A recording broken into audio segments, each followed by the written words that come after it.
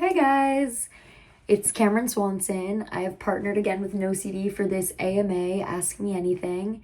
Um, I'm excited to join NOCD for a special AMA as an OCD advocate. I'll be answering your questions about living with OCD, my experience with treatment, and anything else you guys would like to know about my journey. I want to start this off by introducing myself. Like I said, my name is Camaryn Swanson. I'm 25 years old. I grew up in Miami. I now live in LA. I have a clothing brand with my sister called Elements. I am an influencer. I create content. I do brand deals with clothing companies, makeup companies. It's my passion to I love Instagram and I love TikTok. So yeah, my passion is to create content and work with brands that I really truly love and believe in. I was diagnosed with OCD in 2023, October 2023, and I went through with treatment, exposure and response therapy, saved my life, and really helped me get my life back. I struggled for like 7 months with severe harm OCD, and now ever since treatment, I'm now subclinical. But after going through what I went through, it's become part of my mission and my purpose to spread awareness on what OCD is. And I know that a lot of people, when they start suffering with OCD, they don't know that it's OCD. So it's really important to me to spread awareness about that on all of my platforms, and then just also being able to share my story. And like I said, I'm subclinical now. ERP therapy really, really helped me, and I really just dove in, and I know how scary it could be, but hopefully this video can inspire you and give you the strength to just go for it and get into treatment and just put it all out there and really lean in, because that's literally what saved my life. I guess without further ado, let's jump in to answering a few of the questions. I'll be answering a few of the questions I received already right here on YouTube, and then I invite everyone to join me later on the NoCD community, in the NoCD community on the free NoCD app, where I'll be responding directly to your comments. So I'm going to answer some of them on here today. And then later today, 4 p.m. PT, I will be on the app answering the questions that you guys have commented underneath my AMA, my Ask Me Anything. So yeah, let's dive in, guys. This is like a raw, unedited, just clip of me this morning. So bear with me. We're doing this together. Okay, the first question is, did it ever feel like your intrusive thoughts about yourself were real? So, like I said, I suffered with severe harm OCD, and yes, it felt like my intrusive thoughts about myself were real, and it was something I couldn't shake. It felt super alarming. It felt like, okay, if I'm having these thoughts and I feel like this is real, like this is who I am. It honestly like took over me. Like when I had my first intrusive thought, okay, it was from watching a TikTok video, and the TikTok video was of a girl basically losing her mind and harming her sibling. And after I watched that video, I put myself in that situation, and I was like, how do I know one day I'm not going to I won't potentially lose my mind and harm somebody I love, like my sibling. And after that first thought came, it just snowballed and snowballed and snowballed and snowballed. And it became, my reality was pretty much me thinking I was an absolute monster, terrible person.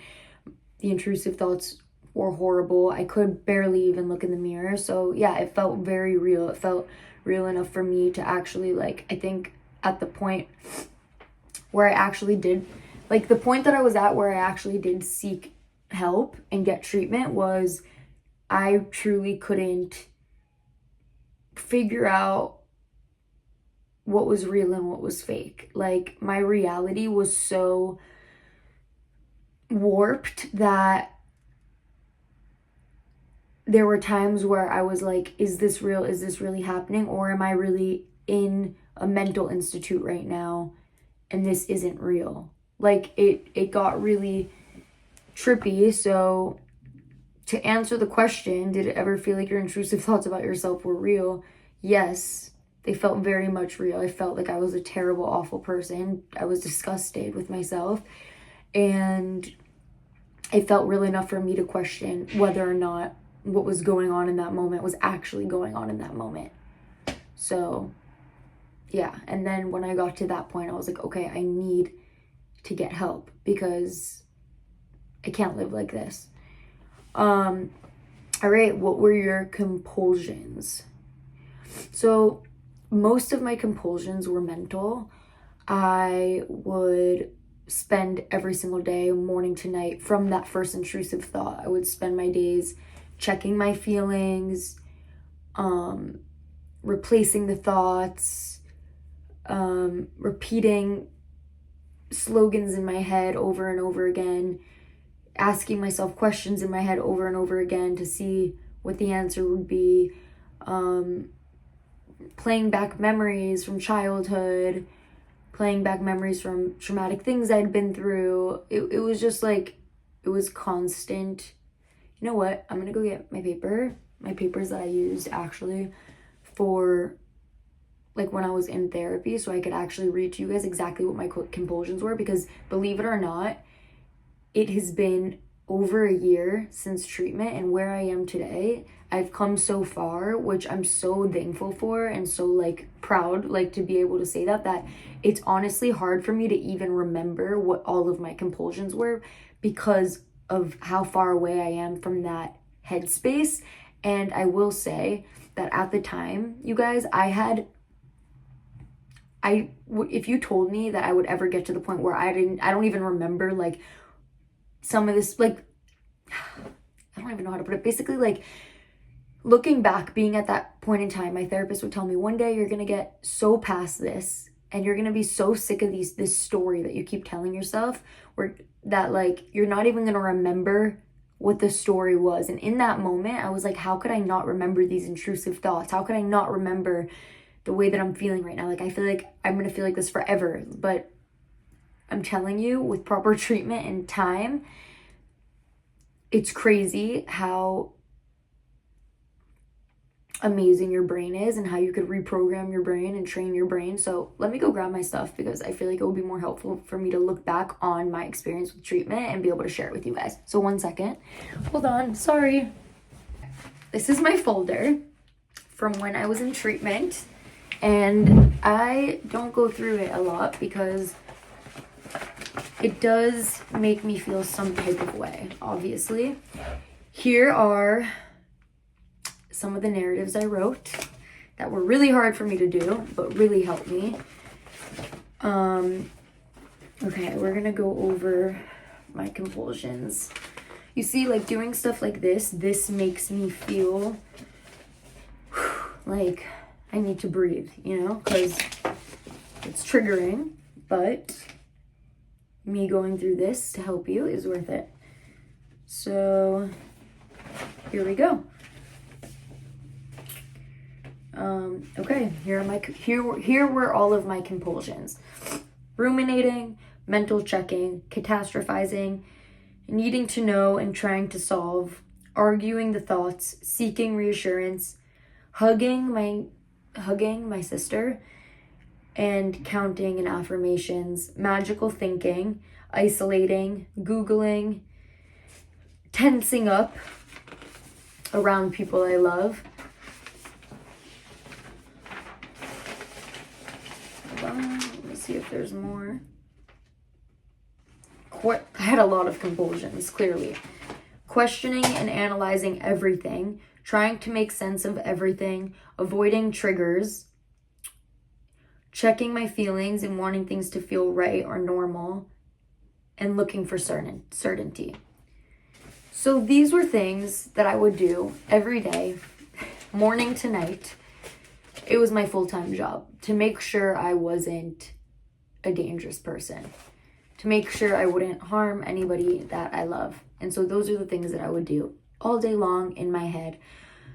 One thing I would do that wasn't mental is, I remember at one point I would, in the middle of the night, wake up and I would just write on a little piece of paper, not even my full intrusive thoughts. I would just write like prayers down and like good wishes, and then I would like say what I don't want, like I don't want anything bad to happen, just like things like that. And then I would rip it up into a million little pieces and then put it in my toilet and flush the toilet, hoping that it would like flush away the thought, and I'd wake up the next day and not have those thoughts anymore. So that was like another thing I did that was physical. And then I remember also I would shower, and in the shower I would have a routine in the shower where I thought, like, if I rinse my body with hot water and then cold water for a certain amount of time, and this whole thing, that I would get out and I would feel different. And obviously that didn't work. That was a compulsion.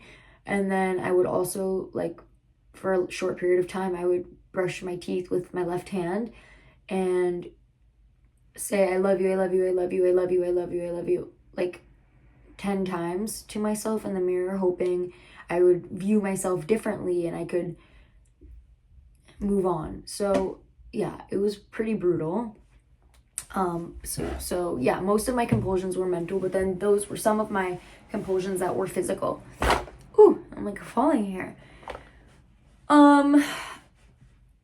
So yeah, it was obviously super tiring, waking up every day and that being my full-time job and doing these things that you do to protect yourself, and well, you think you're protecting yourself and your family, and you know, you're doing these things because you want to make sure nothing's going to happen, and you think that they're helping these thoughts and that they're helping you, but they're actually just growing your OCD and making your OCD so much worse and feeding it and giving it exactly what it wants. And let me just tell you, it's never enough. So no matter how many compulsions you perform, how many seconds, hours, minutes you spend performing compulsions, it is not enough. Your OCD is never going to be like, thank you so much. All it does is accumulate more shit in your head, more questions. OCD is a gaslighter. We all know that. So yeah. How has OCD been for you this year in 2024? So 2024, thank God, this is probably where I'll get emotional, has been a really amazing year. Like I said, I got treatment over a year ago. Not this past October, but the October before. And I just remember like November, December, January, like going into the new year, going into 2024, I was so fragile, and I put myself back in that place, and I was in remission. I was healing. I was so exhausted from all of the trauma I had went through in my own head, and even after treatment, I was exhausted. Like, I don't even know how to explain it, but basically, like, going into the new year, I was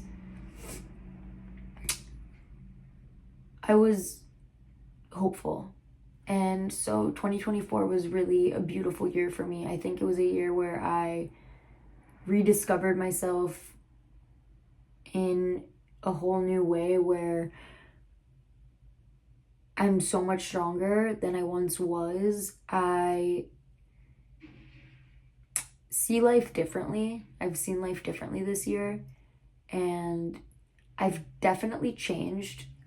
Like, I think OCD has for sure changed me, but I have learned to love this new version of myself. And it hasn't been easy. I won't lie to you, and I won't say like it's been easy, because it hasn't. But I've learned that embracing my OCD and embracing this new version of myself and these new lenses that I look through, and that trauma I went through when I was in that dark space, and embracing that in a way where I'm like, okay, I've become so much stronger. It's really helped me to like look at it like that.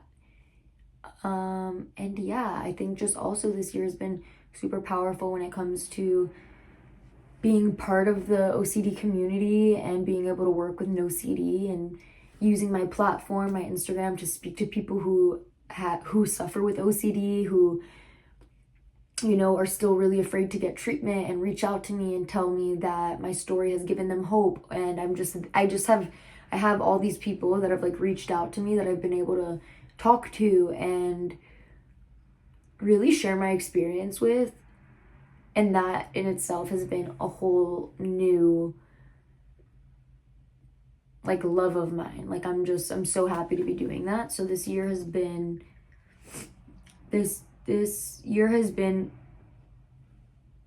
really good. So how has OCD been for you this year in 2024? So yeah, it's been good. And my OCD is under control.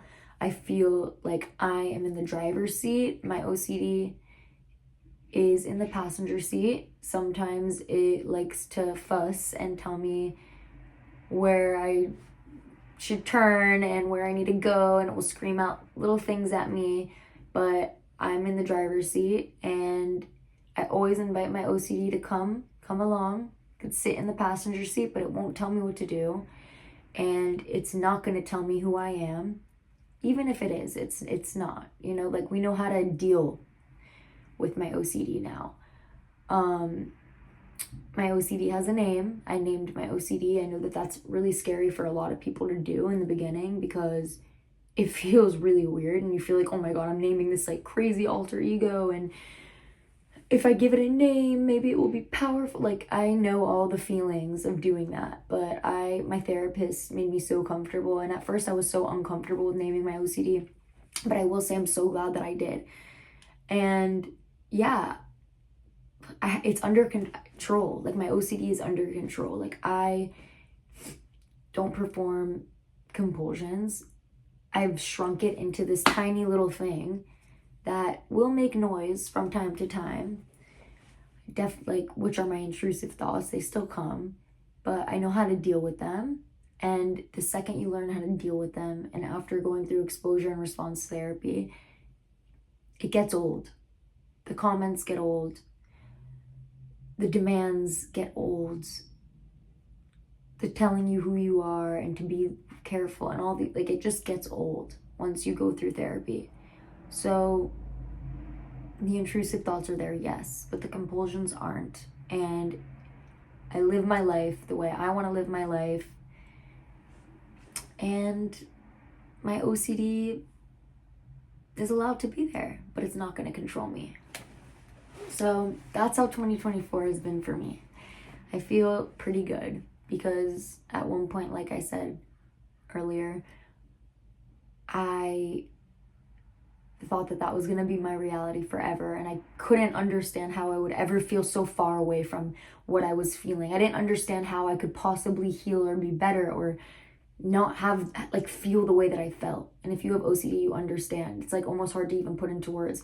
But like I said, guys, I literally had to go pull out my folder to show you that, to remember all of my compulsions, because I'm so far away from that version of myself, because I decided to do the work and go through therapy and go full throttle. So I encourage everybody to do so. Like, I really truly do. You're so much stronger than you think that you are. I have surprised myself with what I've endured and how far I've pushed myself. But you need to do that. You need to do that because that's what's going to help you get yourself back. Okay. How did your family and friends support you through that? So my family and me, we're very close. I've always grown up with a really, really close family, which I'm really privileged to have. I realize how lucky I am that I have a very close family, that we're very open with each other. We don't beat around the bush. We say it how it is. We're very vocal with how we're feeling, what we're going through. That's just who we are. But I will say, this was something different. This was something at first I was like, how am I gonna like open up to my family about this? This isn't like, you know, it felt like I can't say what's going on in my head. But I did. I opened up to my mom first, and I don't think she could really understand what was going on because of the lack of awareness around OCD. Obviously, it's not what she thought was going on, but she was so supportive. My dad was so supportive. My dad also struggles with his mental health. He suffers from depression, and he is literally my hero and like my favorite person on the planet. He's so smart, and he is the one who helped me find the treatment center that I went to. And in my really dark days and like dark times, he really knew what to say to me to like make me feel even 1% better, because there weren't a lot of times when I was struggling that I felt good at all. And I wouldn't even call it good, but I felt a bit hopeful with some of the things that he would tell me, because you know, he knows a struggle in a different way. And then my sister is like on a whole new level, like the most supportive, best sister. She's literally my best friend. She came into therapy with me towards the end of my treatment, and she actually did some exposures with me, and she still helps me till this day. We're very open. I could tell her when I'm having intrusive thoughts. She knows exactly how to react when I tell her that, to help me poke my head out of that fear zone. And I just got really blessed. Like, I will say I am very blessed when it comes to my family and my friends, because they've been nothing but supportive and willing to learn, willing to hear me and understand what this disorder is. And yeah, it's been amazing with my friends and family. And I know that I'm lucky, because I know that there aren't a lot of people in this world that have that support system. And that's why this is so important to me, to come on here and let you guys know that you're not alone. And if you don't have somebody, I could be that somebody, because I promise there's like, if you want to reach out to me, please feel free, because there's nothing that you could tell me that will shake me or scare me. I am so open to giving you guys advice on, like, I'm just teaching you guys what I learned, what I use on a day-to-day, the tools that I love. Like, yeah, so you're not by yourself. Like, even if you don't have that like super supportive family or friends, or you maybe don't feel comfortable talking to them and you'd rather talk to somebody who understands OCD, like, I'm here for you. NOCD's here for you. There's a whole community of people who understand you and you aren't alone. Okay. When did you start feeling the symptoms? Okay, so literally, I'm not even kidding. It was like day of seeing the video. So I saw this video on TikTok. I told you guys earlier what content was in the video. And I put myself in that situation. And the second I put myself in that situation, it was like something happened in my brain. Like, it literally felt like from 1 second to the next, my brain broke. Like, it just felt like it was like, I just felt instantly like something changed. Like, it was the weirdest, craziest thing. And then I remember going to bed that night and having all of these like intrusive thoughts and sensations, and just not being able to sleep and tossing and turning, and then waking up the next day and then still feeling that way, and then just being like, what is happening to me? Just instantly felt like I lost my mind. Like, it was like from 1 second to the next, like my mind just ran with that first intrusive thought, and then just snowballed, and the snowball just kept getting bigger and bigger and bigger and bigger and bigger and bigger every single day. And yeah, it was awful. It was literally awful. If you know, you know. Okay, do you get intrusive thoughts of random people you went to school with, etc., but are not close with? So no, I don't. Personally, I didn't experience that. I experienced all of my intrusive thoughts were around my little sister and my family. Like, I've had a few, like, during that time in my life, there were times where I had intrusive thoughts about other family members, but my sister's my best friend. I take so much pride in being an older sister. It's my favorite job in the world. I've been saying it since I was a little girl. I would do anything for my sister. So, of course, that's exactly what my OCD latched onto, because your OCD latches onto the things that you love and value the most, which is so shitty. And yeah, it got dark. I was honestly very suicidal. Towards the end, I thought that there was no reason for me to live, and I hated myself, like truly. So I don't know. Yeah, to answer your question, no, it wasn't about people I didn't know, but I'm sure it can be, and that could probably be really creepy and weird. But for me, my experience, it was about the person I love and cherish the most, which is awful. And I know that a lot of people with harm OCD deal with that. So yeah, guys, I mean, those are all the questions that I had here to answer on YouTube. What other questions do you guys have for me? I'll be answering more of the questions inside the NOCD app today at 4 p.m. PT. I'll be responding by directly commenting back to your questions. And you guys should also go and download the NOCD app. It's free in the App Store or in the Google Play Store. And then once you guys download the app. If you don't have the app, download the app. And then once you download the app, that's where you'll find my Ask Me Anything, where there will be more questions that I'll be answering live for you guys today. I'm gonna go have myself a lovely day, and I'm gonna invite my OCD with me, because I'm sure it's gonna be there today, because obviously this could be considered something triggering, but it is so worth it.